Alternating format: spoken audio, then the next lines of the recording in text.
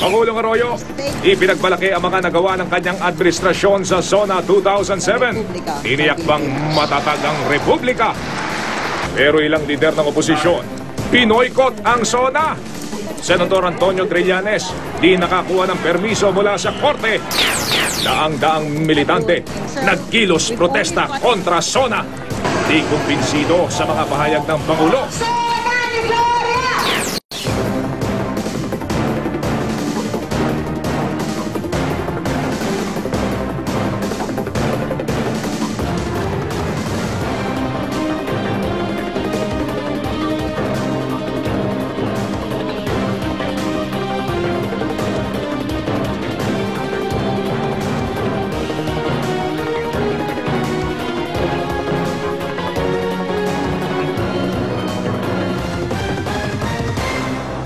Mula sa GMA Network Center, narito ang walang ginigilingan, walang pinoprotektahan. Mel Yanko, Mike Enriquez. Magandang gabi po, ito ang 24 oras. Dahil hindi natutulog ang balita. Ipinagmalaki ni Pangulong Arroyo ang mga nagawa ng kanyang liderato sa nakalipas na mga taon sa kanyang halos isang oras na State of the Nation address ngayong hapon. Tiniyak din ng Pangulo na matatag ang ating Republika. Nakatutok si Ralph Guzman live mula sa Batas ng Bansa. Ralph?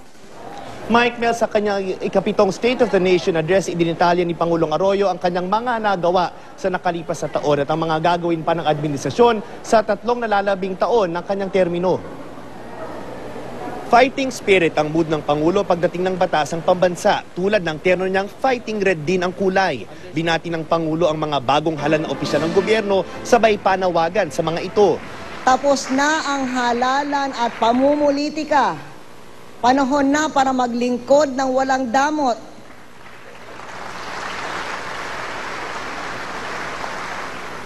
Naglita niya ang Pangulo ng mga infrastructure projects sa iba't ibang rehiyon, kasama na sa Mindanao na susi daw sa kapayapaan.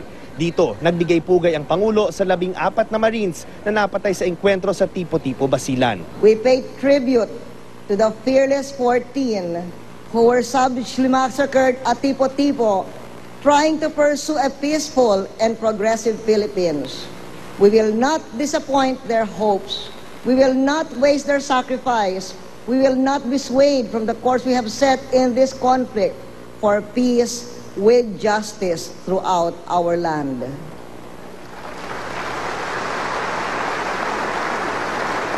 Hiling din ng Pangulo, batas para palakasin ang sistema ng hustisya at mas mabigat na parusa sa mga suspect ng extrajudicial killings. Laws to impose harsher penalties for political killings. Laws reserving the harshest penalties for the rogue elements in the uniformed services who betray public trust and bring shame to the greater number of their colleagues who are patriotic. Umaasa ang Pangulo na may patutupad na ang automated election sa 2010 at hiniling ng Pangulo na pondohan ang mga election watchdogs. Gayon din ang pag-amyenda sa EPIRA Law para sa mas mababang singil sa kuryente, pagpapasa ng dagdag na batas para sa mga senior citizens, pati na rin ang matagal nang nakabinbin na cheaper medicines bill. Lahat ng ito inaasahan ng Pangulo na matatapos bago siya bumaba sa pwesto. It is my ardent wish that most of the vision I have outlined will be fully achieved when I step down. He or she will have an easier time of it. Ngayon pa lang, tila nasa isip na rin ng Pangulo ang kanyang pagbaba sa pwesto at may mensahe siya sa mga nag-aambisyong sumunod sa kanya, pati na rin sa mga grupong pinipigilan daw ang pagtatagumpay ng administrasyon.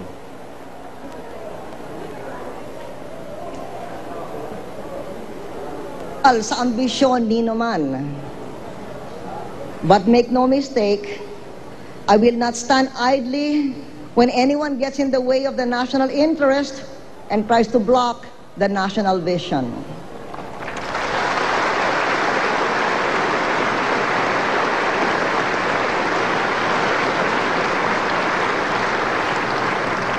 From where I sit, I can tell you, a president is always as strong as she wants to be.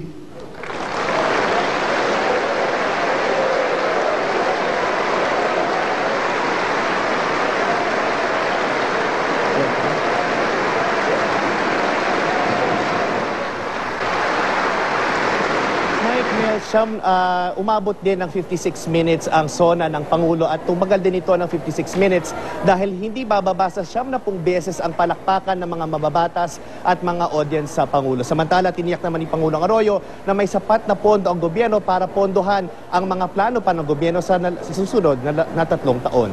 Mike at Mel. Ralph, kailan mag-uumpisa ang trabaho ng mga mambabatas, yung paggawa ng mga batas, tulad ng mga batas na hinihingi sa kanila ni Pangulong Arroyo?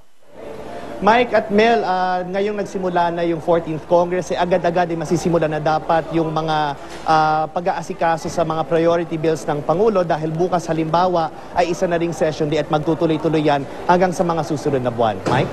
Maraming salamat, Ralph Guzman, nakatutok live mula sa Batas ang Pambansa.